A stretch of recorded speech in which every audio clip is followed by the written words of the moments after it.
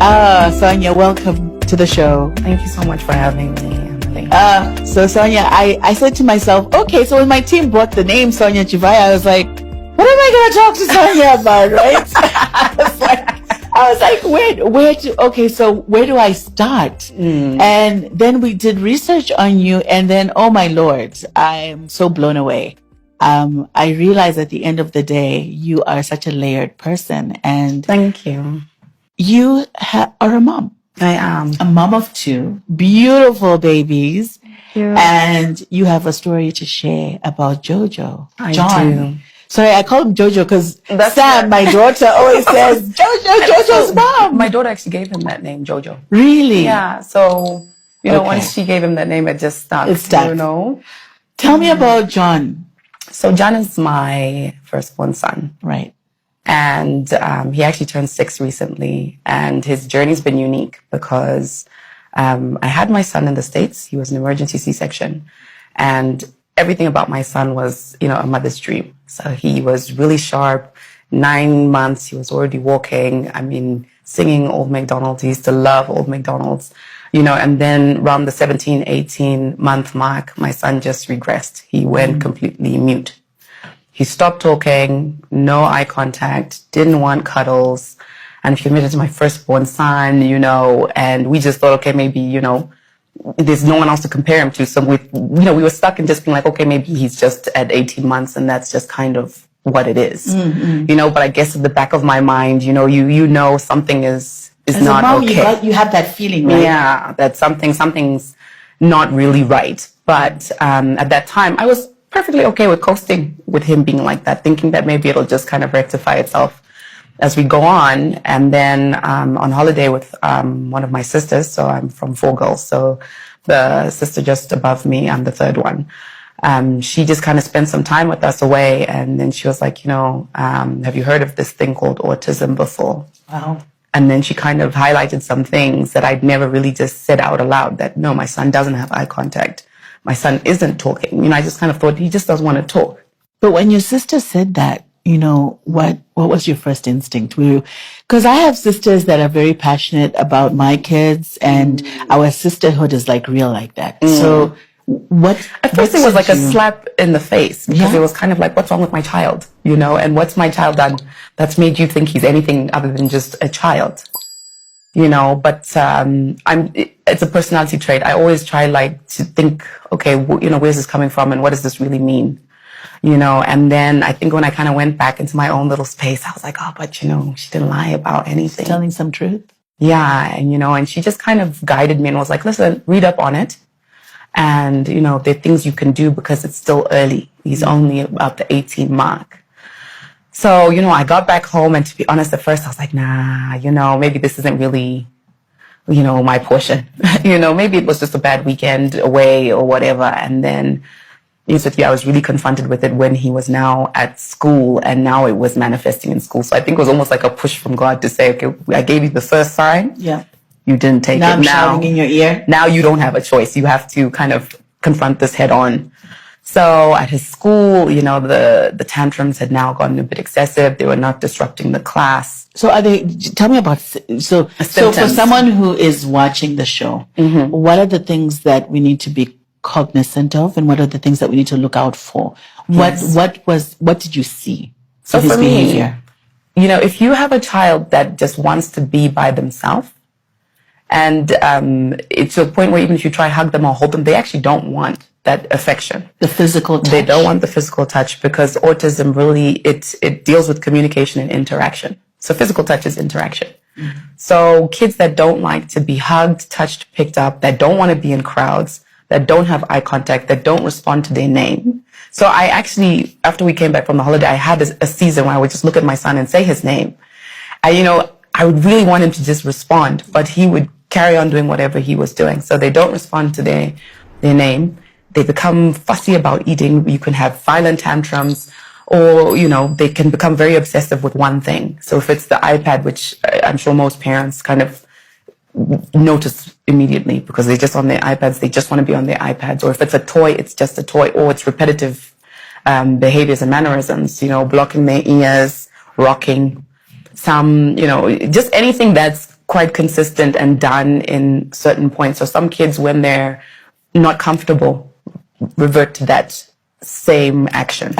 Okay. So with my so son, there's a sense of comfort that's yes, it's a bit of a comfort and yes, and a bit of obsessive compulsiveness that comes with it. So my son was displaying all of those things, but I guess maybe when it's not all put together and aggregated, you don't see, instantly say, okay, this is wrong. Maybe, okay, I've taken him to go get his haircut. Okay, he doesn't like the noise. That's normal. Okay, maybe, it is loud here, and in your mind, you try and make excuses. Yeah. But when he was kicked out of creche, wow. It wasn't that bad. But bottom line is, I'm so grateful actually for the head teacher who, she put me aside and she just said, listen, your son is not coping. There's a lot of stimulus here. He needs to go somewhere where it's a little bit more calm and just a little more focused on him. And I'm honest with my son's story. I cried my heart out. I don't think there was an office I didn't cry in. I don't think there wasn't a teacher I begged and pleaded with. Because there's denial that happens. It was denial. It was, this is not my portion, but that wasn't going to solve the problem. We needed to get him the help that he needed. And I'm so grateful for the teacher who, she literally held my hand. She made an appointment with me and she was like, I'm going to take you to a school that I think your son needs to be at. And God is just incredible because honestly, he got you to a place where someone cared enough to hold my hand. She physically took me there. That's amazing. Physically took me there. And I remember when I got there, I was just like, no, this isn't it. I remember I got to the creche and, there was no color anywhere. Everything was like just black. Bland. Yeah. The tires were black. The trampoline was black. And I was like, there's no color here.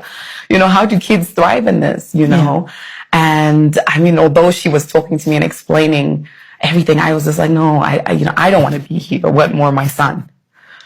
And I cried again, and then I think we all cried.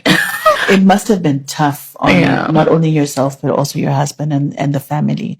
But Sonia, we're going to take a break. And when we come back, I want us to share about that, to say, once you accepted as a mom, what was that acceptance looking like for you? But what was happening around you and with the family? And so this is the Ian Show, and I'm with Sonia Chivayo, and we are talking about autism. So please don't go anywhere. We'll be right back.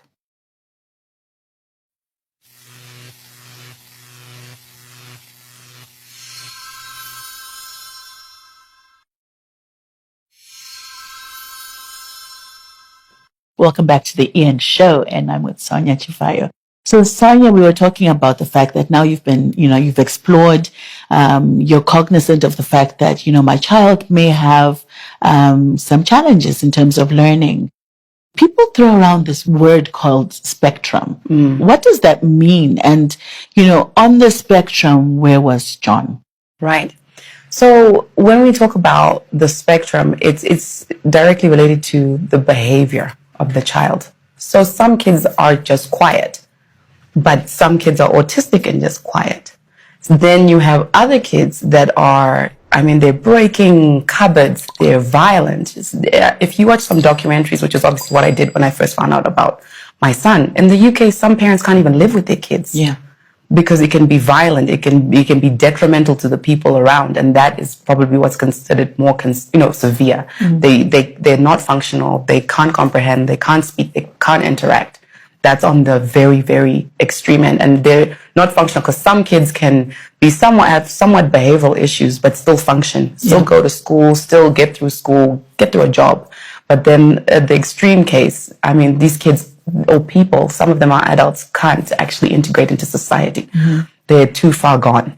So when we first found out about my son was at the breaking of cupboard stage, and he was, just randomly whacking people. I'm so grateful because I always encourage people that the sooner you get the diagnosis, whether it's just a few of the symptoms and it's not all of them, seek the help. Find out what it is. What it is.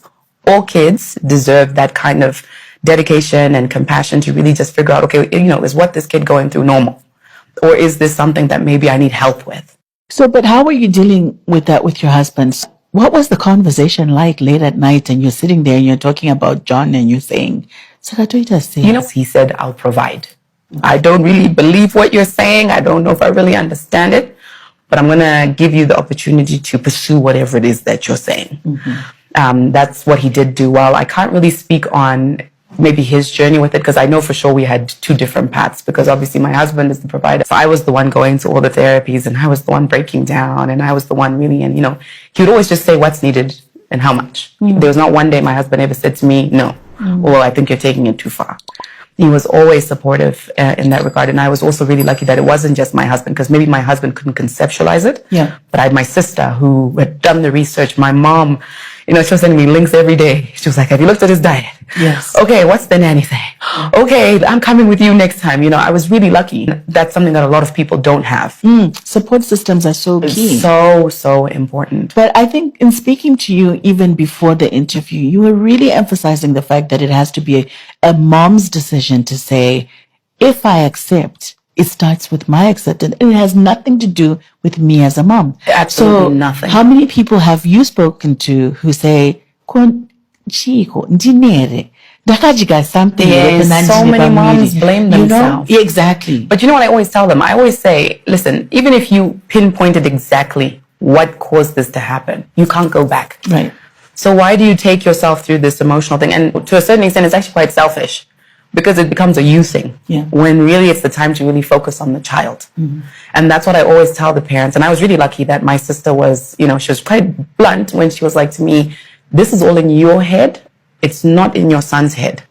So the person who you need to make feel 100% that they're happy and the same and are living a normal life is your son, John. So when you actually get to the point where you realize, okay, I'm the one who knows that this school is different, it actually takes some of the burden off your shoulder. Yeah, absolutely. Yeah, and you start solutioning. Yeah, you do, because when you actually realize that the most important thing is, because it's an invisible condition, and I want to highlight that, it's harder to actually be more proactive, which is weird, because if your son breaks his arm, it's quite standard. Go to the doctor, get a cast.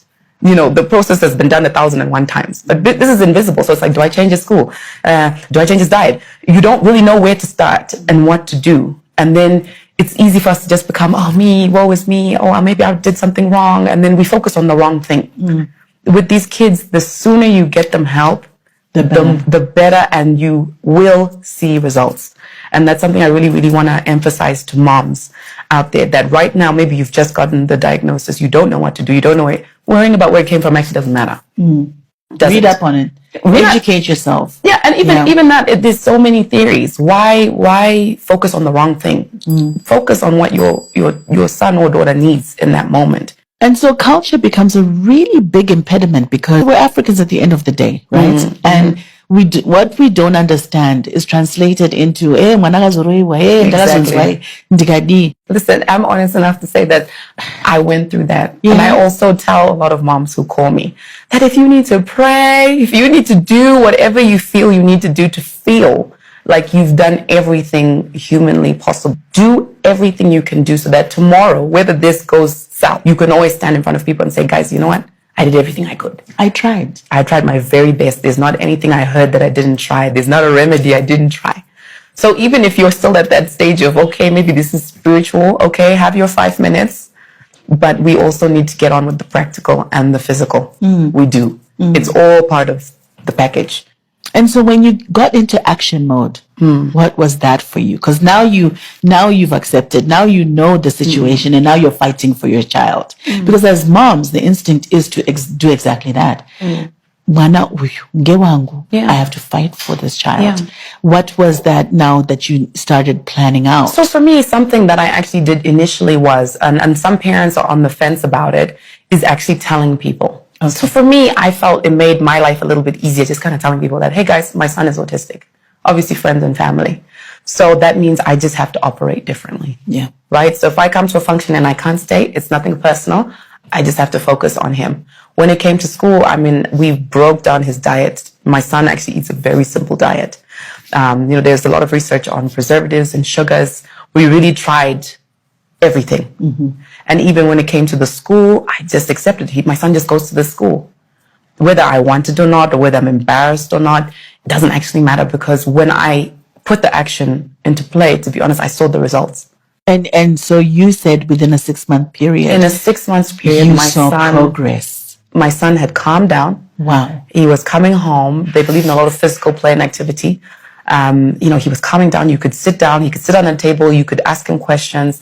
And he was now starting to respond to questions and answers, which is all I wanted to hear. Because, and I'll say this as a mother, there's a part of you that really connects with your child when you can hear your child's voice. So imagine me when I was now talking to my son, and even if it was a one-word response, for me, I would buy him. Yeah, I would buy him blue balloons, because what he told me was his favorite color was blue and his favorite things were balloons. So our house was covered in balloons. But for me, it was a way to say, God, I connect with him and I feel him. Yeah. Because there's also that, there's the autism that's going on. And then as a mom, sometimes you actually feel disconnected to your child. And you have that guilt. And in your mind, you're like, this isn't normal. This isn't natural. And as a mom, I should be able to connect with my child. But to be honest, it happens. And you're like, why? Yeah. You do. And so, you know what, Sonia, you told me something that was very profound. He went from not speaking to you asking him in your car, what is your favorite color? And he said blue. And we're going to take a break, and I need to come back to that, because I think it's those moments that remain pivotal that get you geared up to even do more for him. Of course, 100%. This is the EN Show. I'm with Sonia Chivayo. We'll be right back on the EN Show.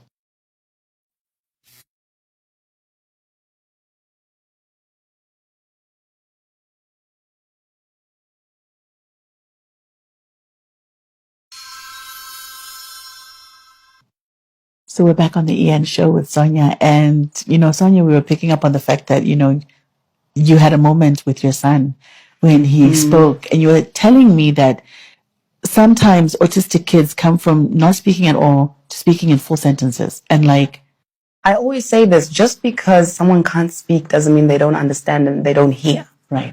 So I think a lot of parents make the mistake of thinking that the way to measure your son's success is speaking, although it is a crucial part.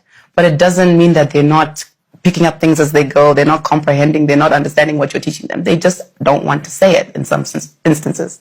So when my son started to speak, we made it a big deal. We celebrated it. That's why I told you I bought so many balloons, so many blue balloons. To when, our occupational therapist was not like, stop buying the son balloons because it's becoming obsessive now. Wow. You know what I mean? But yes, it is nice to hear your child's voice and how they think, because unfortunately in society we interpret intelligence and comprehension through speech. So it is important. But I always tell people, don't stop doing what you're doing, because they just can surprise you. And they're absorbing and they're taking it in. And all the time. I think that's what we actually don't understand. And you were talking about kids being super intelligent, and maybe that's what also puts them onto the spectrum. Yeah. So some kids, my daughter Sam was saying, some kids can start talking at age of 2, and they start reading at the age of 2. Yeah. And reading novels, not just books, and big words. Yeah. And so I think it's just, societal appreciation. It is. And it's also just accepting that it's not a terrible condition. It's just a different condition. They just do things differently. They do it at their own pace, at their own time, and through their own understanding. But it doesn't mean that they're not going to be great contributions to society. And I strongly believe that. I mean, my son, you don't even need to do his homework with him in grade 1. Because he taught himself his numbers at 3. And he taught himself. I'm not saying anyone taught him. Just from watching iPads and seeing and liking the jingles. A lot of kids also learn from songs, because for some reason their mind just might appreciate knowledge through audio. Through audio learning. So, we just don't understand a lot about them. But the more effort you put into putting your kids into environments where, they excel, not in environments where they're always being told no. Yep. The more you actually see your kid gets more confidence. And that's not even just an autistic kid thing. Any child, when put in the right environment, excel. Yeah. And that's really what you want, to put your child in an environment where they're learning their own skill set. They're actually sharpening other ones, figuring out what they're not good at. And there's so many at-home remedies that kids can be doing and parents can be doing to help extract all of that from their kids. Let's quickly talk about that, because I know you were talking about pets are very important, because taking care of the pet, but there's a connection. Yes, because if you think about autism, a lot of it is interaction. Right. So there's something about, even normal people some people love their dogs. No one can really understand. But I find autistic kids have this special relationship with animals where that's where they first learn maybe how to express, love, compassion, consideration. And remember, it also teaches them other things like responsibility and, just a task to do. Okay, your puppy needs to go outside and wee. Take your puppy out. So they connect with animals, and sometimes that's how they actually then learn to interact with other kids. My son used to do hippotherapy, and that used to just calm him down. So hippotherapy is when you go for horse riding. Okay. But it's recreational in that you go on the horse and you can now learn different things. So their motor skills, because a lot of autistic kids also struggle with motor skills. So if you see kids that can't use scissors, hold certain things, that's also a sign. So when they're now on the horse, you can now infuse other type of lessons and learnings that you want to do. And my son would actually fall asleep because he'd find the motion really soothing. And it would be a way for him to focus on lifting his right hand, his left hand, throwing things, picking up, catching. So learning doesn't have to be in the classroom in the, prehistoric way we've known it. It can be learn outside when they go for a walk, when they're doing physical activities. A kid hanging upside down from a jungle gym, being told to stay like that up until 10 is learning how to count from 1 to 10, just hanging upside down.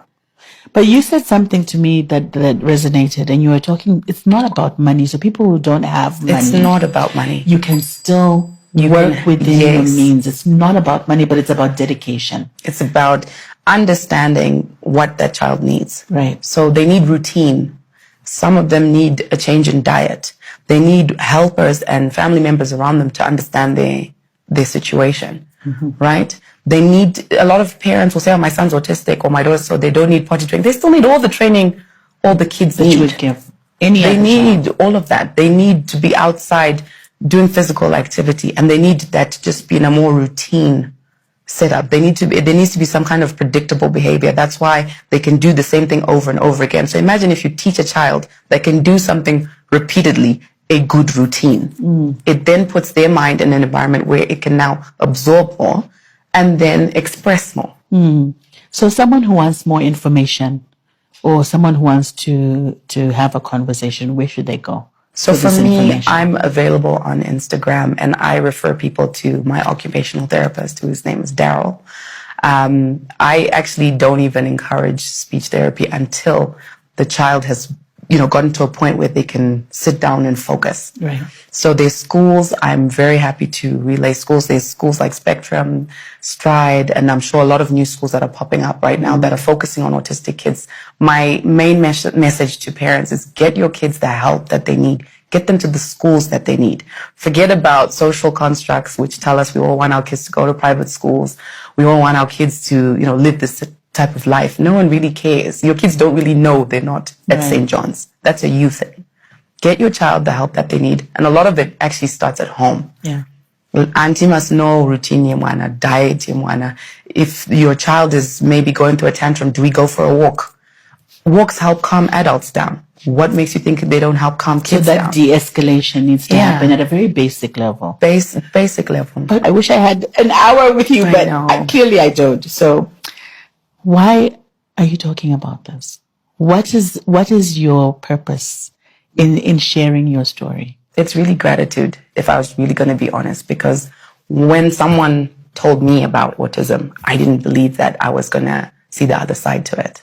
I really didn't. So I understand and relate to parents who are in that situation. So for me, I'm so grateful that the people who God put in my life were able to take my son as a special case and get him through the stage. My son is 6. He started grade 1 with all of his other age mates, which was something I declared in his life. So for me, I do this because someone did it for me.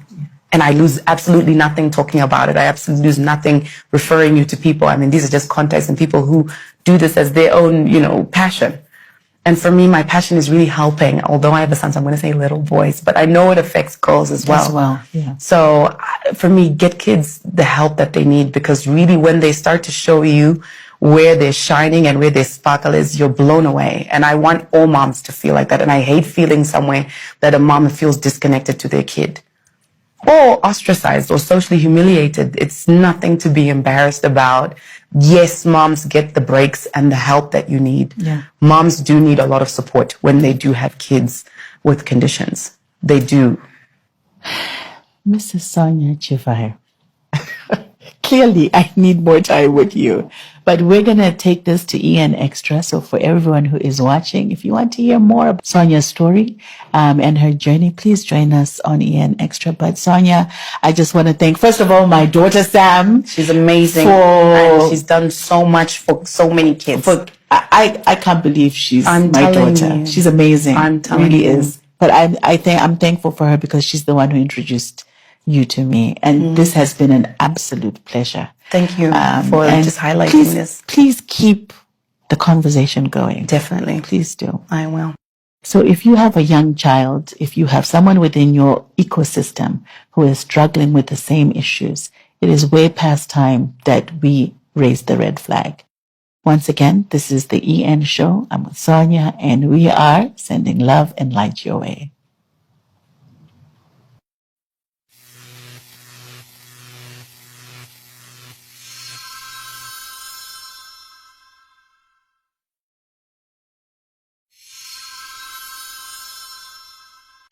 Welcome to EN Extra, and I'm with Sonia Chivayo. So, Sonia, there's so many questions that I had, and that we've been discussing. Okay, so we've clearly been discussing this all morning. Now I'm forgetting half the questions to ask, but with Extra, it kind of gives us an allowance to discuss the topics that we've neglected. Now, you have a second child. I do. I have 2 kids. Yes. And something I would say is, one, to some of the parents whose firstborn is autistic, don't be afraid to have the second child. Yes. I think a lot of moms, internalize it and try to find fault in themselves and think that there's something that they did wrong. My son's autistic, my daughter's not. Yeah. And they're only, 14 months apart. Yeah. I don't know the science, if it's just 2 people always make autistic kids or not. But I would say if you want to have 2 kids, have 2 kids. Yeah. It doesn't follow, and I'm actually really grateful for Minana's experience, because if I tell you, she's so encompassing of all kids. Wow. She's actually such a great child. She's got so much empathy and sympathy for kids. She can play with kids that don't speak and kids that do and just kind of get on with it.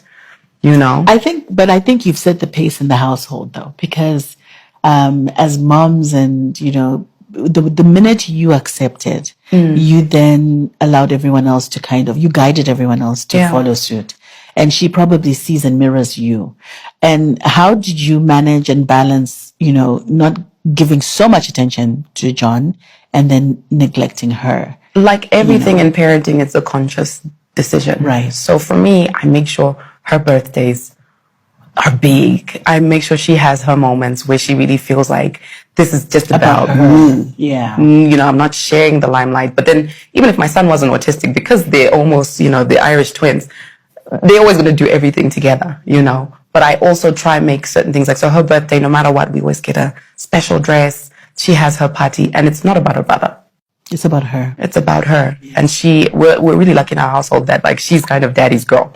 Yeah. So whatever happens, her and daddy, they're also getting on with it. So she always feels like at one point in time, there's someone giving me a lot of love. But what you do find in kids that are in and amongst a child that needs a lot of attention is they can become a little bit more naughtier because it's attention seeking. So as parents, you also need to be cognizant of that they are also seeking that attention. Right. So you need to actively do it. My daughter loves painting, and so I always make sure if you watch my Instagram, I bake with her, and it'll just be the 2 of us, and she knows it's just our moment. So I'll tell that, okay, this is Minana wanting just Minana time. Right. So as parents, you do have to realize that when you do have one child, a lot of the attention and the resources tend to go on that one child, and you have to actively try balance it out. And it's okay sometimes to leave John at home and just go with Minana somewhere.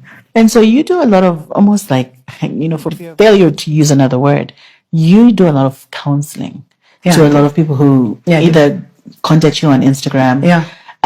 What are some of the things that you're seeing within the counseling? So you mentioned that it's men and women. Men and women. And it's a different narrative for fathers. Yeah. I think a lot of men don't actually feel safe talking about it at home. Wow. So funny enough, when they meet an outsider like myself, I have men tell me, I actually was sent your video. My son's also having the same issue. How did you do this? Or what can I do? I can't release. I don't know how to show that I actually also get affected with this. Because men do actually get affected by these things. I think a lot of the time women, we internalize as usual. And we think, he doesn't understand. He doesn't care. But sometimes it's harder for men to express that. So what I find, it's very balanced. There are women and men who are both concerned. And also a lot of moms guilt trip themselves and don't actually just give themselves a lot of grace. Yeah. I always say, get a great nanny. Get her the exposure and the training she needs for that condition. Take breaks. Have friends. Self-care. Self-care. Yeah. You're not being selfish, not being a bad mom. Just go somewhere where you don't want. I have moms who call me, and listen, I get into communities of moms with kids with spit, because we have moments where we call each other and just say, okay, where are we going? I'm enough. Yeah. I'm good. Where are we going? Yeah. Like where we don't want to talk about our kids. I think your generation is so lucky to have that, because when I had kids, I didn't have kids can really test you. Yeah. And and when you have many of them, they can really test you. But I think it's to say, I need to be okay for me to be okay for my kids. Yeah, definitely. And that is a journey a lot of people don't understand. Yeah. So you self-sacrifice yourself, but to the detriment of the family. So that's a really great message. And also be able to say, I'm tired. Yes. And it's okay for you to be tired. Yeah. But women are super women. And so society tells us we have to be there for everyone except ourselves. But I think some of that is because you've internalized it. Sometimes just own your space. I will go somewhere and say, my son is like this. So I remember there's a couple who I met, and we went to Steers, and their daughter was having a bit of an episode, so she was rolling on the floor. And then, the dad he felt so bad. And I was like, listen, I was watching, obviously. So I was like, your daughter's been sad for 20 minutes. I think any child after 20 minutes is actually at the cusp. So because you have labeled your child, you then become almost strict. Every small thing becomes that thing, that autism, this is autism. When sometimes it's just the child also just being a child. And you remind me of something, because time but kudara ande jwarungu isusu vanu vachema vana vedu push up projects is to beat the child into and violence submission. is not the answer. Oh Please, my goodness, violence don't triggers, right? Train bad mannerisms, because if you're teaching them that this is a normal way to deal with a situation, when these kids get bigger and stronger, they'll use the same language with you. Wow. So I'm not saying don't not hit them. I think kids do need a healthy balance in their household. But it should comes in different discipline forms. You can withdraw, you can seclude, you can, take breaks. Don't make violence the alternative, the go-to measure. Some kids will be like, I'll beat it out of them, but it doesn't help, because when that boy is like 18 years old and probably taller than you, who are you beating? Who are you beating? And now I'm looking at all my kids and they're like 12 and I'm like, okay, so I resonate with that. Yeah. But Sonia, this has been an incredible conversation. Thank you for highlighting it. From the bottom of my heart, thank you for coming. I really appreciate it. And I hope to see you on more platforms, bigger platforms. Thank you. I am prophesying this. Bigger platforms. Thank you. We will start changing the conversation. I appreciate it. My passion is just really the little kids that need the help. Who are voiceless. Yeah. And just kind of battling in their mind.